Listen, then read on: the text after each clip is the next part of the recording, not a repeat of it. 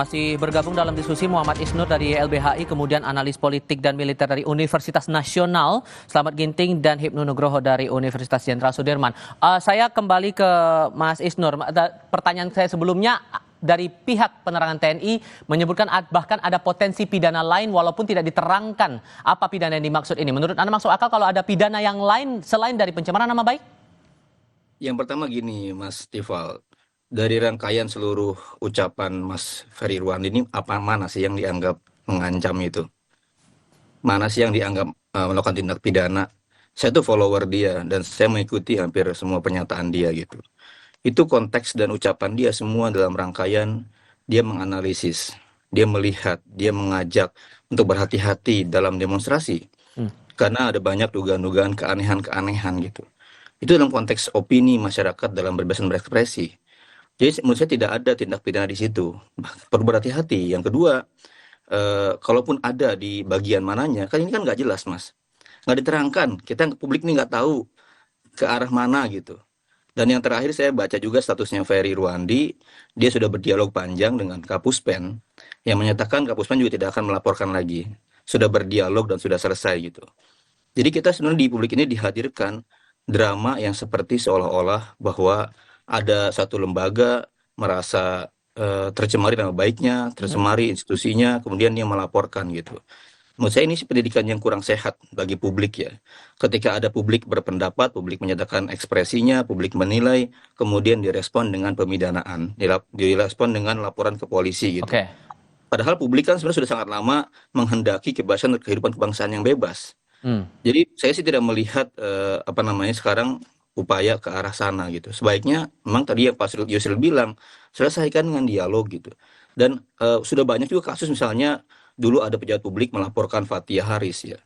Ada pejabat publik melaporkan aktivis lingkungan di mana-mana dan rata-rata pengadilan membebasin mereka. Sehingga Karena harusnya sudah itu clear bagian dengan dari dialog itu tak perlu lagi dibawa ke ranah pidana, begitu poinnya? ya nggak perlu gitu. Ini kan negara mempidanakan warga negaranya, udah nggak setara. Sekarang ada lembaga negara melaporkan lagi warga negaranya, itu makin nggak setara itu.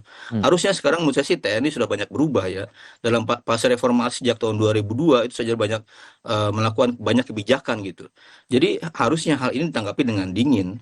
Ya orang kritik ya suruh jelasin apa masalahnya, bila perlu undang ya oleh Menko Polhukam, undang oleh Menko Kumham, apa temuan-temuan dari Mas Ferry dan kawan-kawan tentang Oke. kegelisahannya, tentang kekhawatiran negara ini gitu, tentang temuan-temuannya dalam demonstrasi kan penting kita undang. Pak Slamet, Anda mendukung pernyataan Pak Yusril juga bahwa untuk masalah antara TNI dengan Ferry ini lewat dialog saja, nggak perlu masuk ke ranah pidana? Nah, kan kita harus mendapatkan penjelasan yang detail. Kemarin, saya kira apa yang dilakukan 4 perwira tinggi TNI ke Polda Metro Jaya, itu kan mereka berkoordinasi, ya kan? Kemudian berkonsultasi, bukan melaporkan. Ya, kita jangan terlalu melompat juga, kan? Dari situ kemudian nanti kita tinggal menunggu ketika misalnya sebuah institusi tidak boleh melaporkan dalam hal nama baik. Nah, kan selain institusi kan tentu juga ada personal prajurit TNI. Ya, tentu mereka punya pertimbangan-pertimbangan di mana kita tidak tahu pertimbangannya seperti apa. Oke. Apakah disinformasi yang diduga dilakukan oleh konten kreator Ferry Irwandi misalnya itu menyebabkan distrust atau kepercayaan rusaknya citra aparat keamanan negara sehingga bisa menimbulkan perpecahan bangsa nantinya dan itu otomatis mengancam pertahanan keamanan negara, kedaulatan dan keutuhan negara, itu nanti tinggal kemudian persoalan hukumnya seperti apa. Jadi Singkatnya berarti dialog itu diperlukan atau tidak, Pak, antara TNI dengan Ferry itu? ya, saya kira dialog itu kan juga sudah diucapkan oleh Komandan Satsiber TNI Baik. Brigjen Jo Sembiring bahwa pihak mereka sudah coba menghubungi tapi tidak bisa. Artinya Oke. upaya dialog itu kan sudah dilakukan. Artinya minta penjelasan begitu ya. Tapi kalau langsung kan repotnya begitu menurut Aha, aha. saya. Oke. Kalau langsung nanti dikira intervensi atau TNI kok berbicara dengan warga sipil. Kalau kita lihat kegiatan-kegiatan siber TNI maupun siber Polri itu, Ya, mereka biasanya mengundang komunitas siber, oke. mengundang wartawan untuk dialog. Itu dialog Di sudah situ poinnya. dilakukan. Oke. Prof. Hipnu, kalau Anda melihat kasusnya Ferry ini secara hukumnya sudah jelas ada pidananya atau tidak? Ya, gini Mas, sudah ada pidana atau tidak itu kita ada dua dimensi subjek dan dimensi objek. Dimensi subjek pertanyaannya, Mas Ferry itu memang ada niatan memberikan suatu chaos tidak?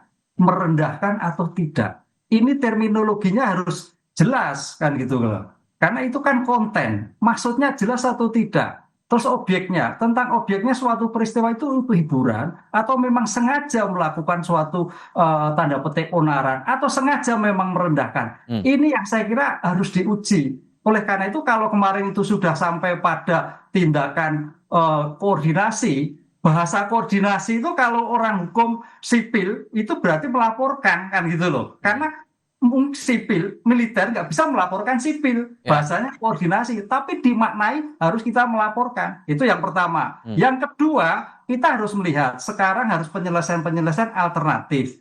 Alternatif apa? Apakah perkara ini akan dilakukan suatu penyelesaian pidana? Saya kira terlalu jauh. Sekarang pertama, terkait dengan pencemaran baik sudah dikunci dengan putusan Mahkamah Konstitusi. Tidak bisa.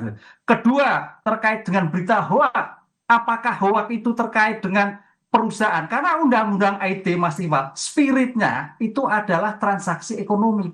Tapi sekarang ini hoak seolah-olah masuk sebagai pidana umum. Lah ini yang keliru. Nah sekarang pertanyaannya kalau kita kembali pada dimensi spirit undang-undang IT, itu kaitannya usaha. Oh, hoak dilakukan karena mungkin perusahaan jadi bangkrut, konsumennya jadi berkurang. Itu yang dilakukan. Jadi tidak masuk semata-mata hoak menjadi semua tidak pidana hoak. Nah ini yang saya kira menjadikan suatu perkara. Oleh karena itu tadi Mas Isnu betul sepakat. Ini tidak usah dilakukan penyelesaian alternatif, penyelesaian mediasi. Karena dalam kebijakan kriminal itu ada penal, non penal itu yang kemukan. Tapi kalau kemudian, sorry saya potong Pak, karena begini, karena kan ini TNI masih ada pendiriannya bahwa merasa ada potensi pidana lain. Sementara dari Ferry merasa bahwa dia tidak melakukan kesalahan apapun dan tidak terang juga ini kesalahannya karena apa. Kalau kemudian komunikasi atau dialog itu buntu, masih ada ruang tidak untuk masuk ke ranah pidana itu tadi?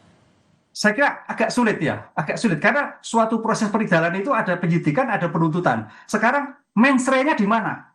Apakah mensre itu menimbulkan akibat atau tidak? Itu dilakukan karena keonaran itu menimbulkan akibat. Sekarang pertanyaannya Mas Ferry itu menimbulkan akibat tidak? Itu yang tidak terpisahkan. Oleh karena itu perdebatannya agak sengit nanti Mas kalau di bawah suatu persidangan. Dengan demikian dalam Polri pun agak juga enggan karena ini dua dimensi yang berbeda dan ini kita lihat topiknya adalah situasi chaos, situasi tuntutan masyarakat, bukan sebagai tindak pidana yang berdiri sendiri, tapi ada rangkaian. Nah, ini yang saya kira harus kita lihat. Oleh karena itu kalau kebijakan sekarang itu sudah clear, saling koordinasi, saling menjadikan damai, saling memberikan suatu pengertian karena mungkin salah paham, itu jalan yang terbaik. Dan dialog ini jalan terbaik menurut Anda ya Prof? Ini tambahan Mas Tifal. Oke.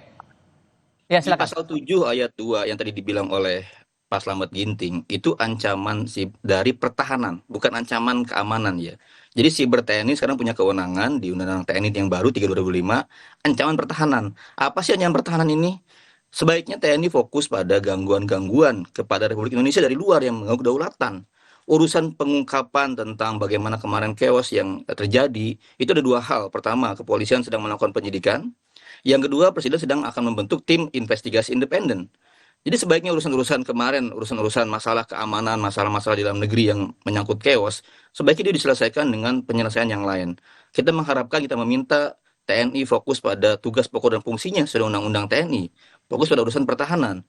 Begitu banyak juga ancaman pertahanan siber Mas dari luar Mas, gangguan-gangguan misalnya kabel bawah laut dipotong misalnya, atau ancaman-ancaman lain yang mengganggu kedaulatan secara keseluruhan. Jangan ngurusin Ferry Irwandi personal gitu, ngapain sih? Jauh banget orang udah ngurusin kombat misil dan lain-lain, ini ngurusin Ferry Irwandi. Saya kasih sangat tidak elok menurut saya. Singkat saja Pak Slamet merespon itu.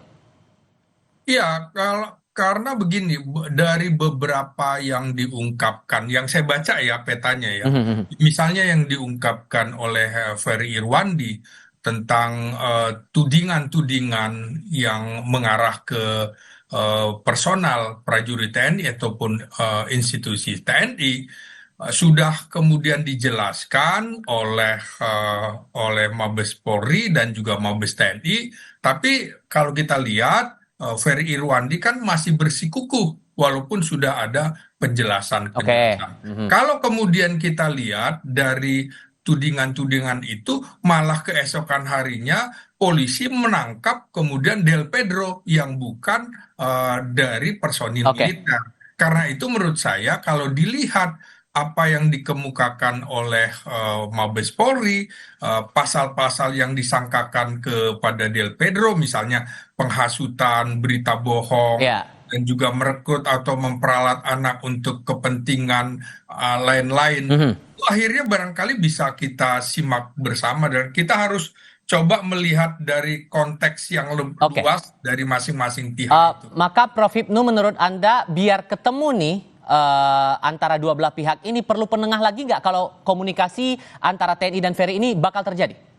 Ya, saya ke komunikasi, ini kan masalah persepsi, masalah pemahaman. Oleh karena itu dalam ilmu hukum, penyelesaian non-litigasi, penyelesaian sebagai alternatif untuk penyampaian persepsi, itu sangat luar biasa. Jadi jangan sampai semua itu berujung pada litigasi. Dan ini pun agak sumir, menurut saya seperti itu. Kan itu loh. Kalau memang litigasi oke silakan, tapi agak sumir. Tadi saya katakan, kaitannya dengan pencemaran baik sudah tidak sulit. Kaitannya dengan hoax juga perlu melihat suatu bukti-bukti yang konkret. Jadi agak sulit, Mas. Karena lihat konteksnya tadi Pak Selamat, ini konteksnya dalam keadaan suatu chaos. Sehingga melihat sebagai persepsi, sebagai warga negara, kontrol. Ini kontrol, Mas. Jadi undang-undang itu, putusan MK itu kontrol.